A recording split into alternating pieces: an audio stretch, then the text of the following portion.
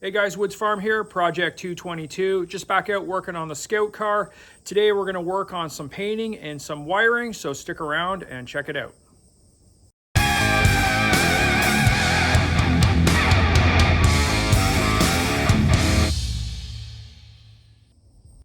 Okay guys, we're back at it. We have a show that we're going to be taking the Scout car to in a couple of weeks, which means with my actual job, I really only have 2 or 3 days to work on it and get ready. So we're going to have to prioritize some of the projects and the work just so we can have it as ready as possible for the show. Also, I've been gone away for 3 weeks up north working. If you want to check out what I've been doing, I have a video posted about my trip up to a place called Pond Inlet. So check that out. But today we're going to get back onto the Scout car. I'm excited to work on some of these little projects that need to get completed so we can have this thing operational for the show in a couple of weeks. So there's a couple of very small electrical things that I want to get tied up, mainly getting the gauges working, and there's just some loose wires up at the front under the dash that I got to get tied up and cleaned up, put out of the way so it looks a little nicer. And also there's some cosmetic painting we want to do, get that done, and there's some stuff to work on in the engine bay. Also got to get the seat mounted, and we're going to start painting and reassembling the turret as well. So that's some of the stuff that's going to try to get done in the next couple of days so it's ready for the show. Okay, so with the wiring, the main thing I want to get done is get that temperature gauge and possibly the oil pressure gauge set up. There's also a lot of loose wires under the dash that has to get tied up and tucked away neat and tidy. So that has to get done. There's some cosmetic painting that I want to get done on the side of the vehicle, some markings, that kind of stuff. Got to get the driver's seat mounted. That has to get done. And we're going to start painting some of the turret components and hopefully reassembling the turret and getting the commander's and gunner's seats reinstalled so we can drive this thing around. So mounting the driver's seat should be fairly straightforward. I've got a seat, just got to drill some mounting holes and get it bolted in place. That's pretty easy. You can see the panel for the wiring. That is installed, and when we left off, we had the controls all wired, but there's still this mess here that needs to get tied up, tucked away, and you can see that brown and blue wire. They are the sending units for the water temperature, the engine temperature, and the oil pressure. I've got the temperature gauge in. I think I'm going to temporarily mount the oil over here, and I try to get those gauges functioning so we can sort of monitor the engine condition when we're driving this around at the show. That's the main base for the turret. It is painted in the Panzer Gray. The other turret components, I'm going to get those out and clean them up and paint them and potentially start reassembling this base with the pedestal and the mechanism, because that is where the turret gets mounted to, and all in turn the seats as well for the driver and commander. The gunner and the commander seats are based on the turret, so we're going to need those. At the very least, I want to get a Vulcan cross painted on this panel here, one on both sides. Sometimes in photographs you see them on this back panel, but we're going to go with kind of a smaller one right in the center of this panel here. So I'm going to tape that off and paint that. I think it'll add a lot to the vehicle, and it's a kind of easy thing to do to dress it up for the show that's coming up in a couple weeks.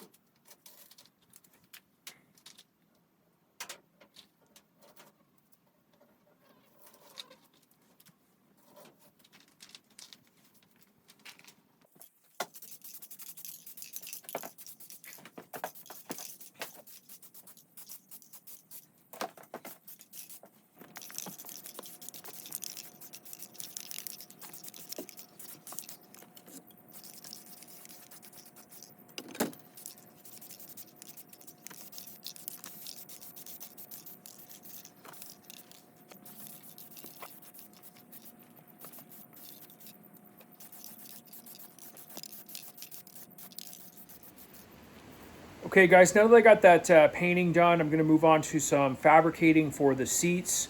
I'll show you what I'm talking about, and then once I get some of that done, I'm going to work on the wiring under the dash and try to get that completed. So I'm playing around with the commanders and the gunners seats, and this is what I'm working with. So I've had a couple of different ideas. Short of building something from scratch, I started with this. This is like a lawn tractor seat. And that is the seat off of a rowing machine that I found at the junkyard.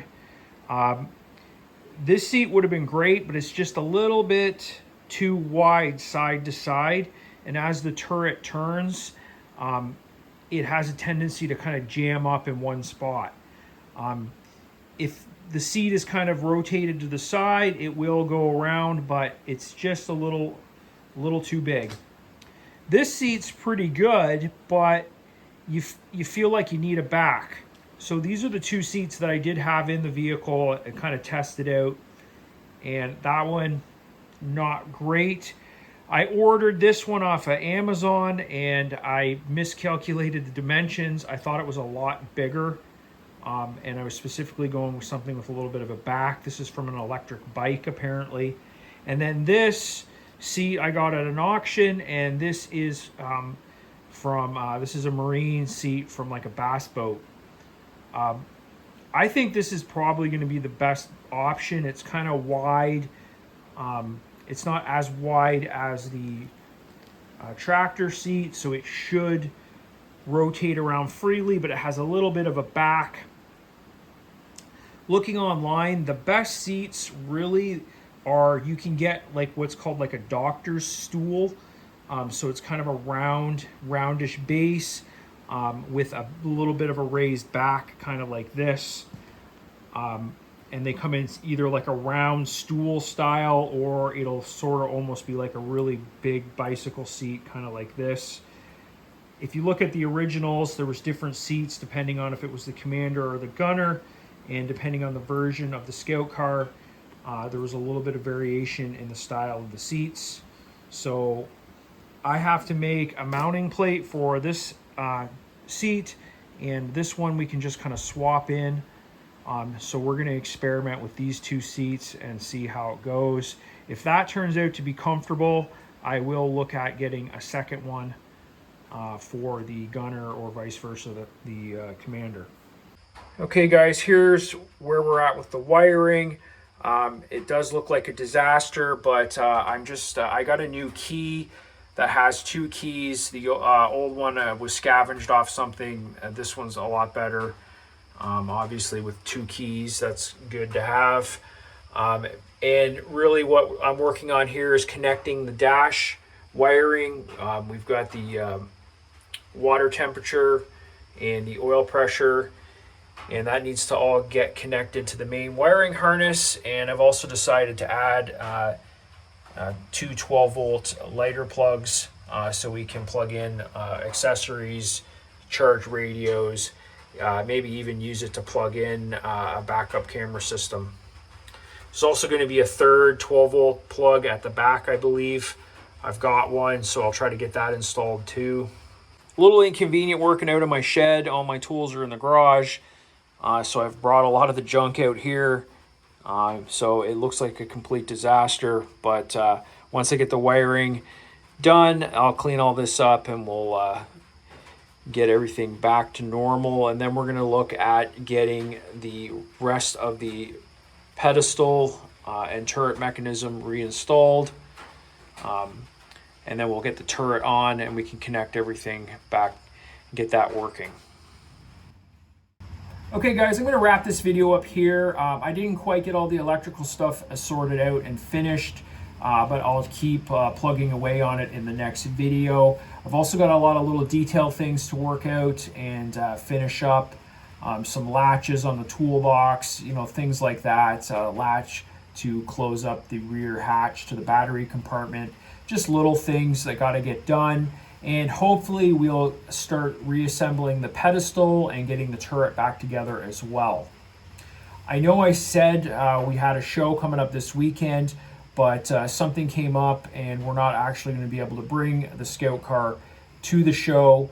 That's probably for the best because it's not going to be done. The likelihood of me getting the turret back together in one day is pretty slim. We do have another big tactical reenactment coming up mid-September, and I'm pretty confident we will have the car operational by then. With a little luck, we'll even have the Airsoft MG34 mounted and functional for that event. If you have any questions or comments, leave them below, and as always, thanks for watching.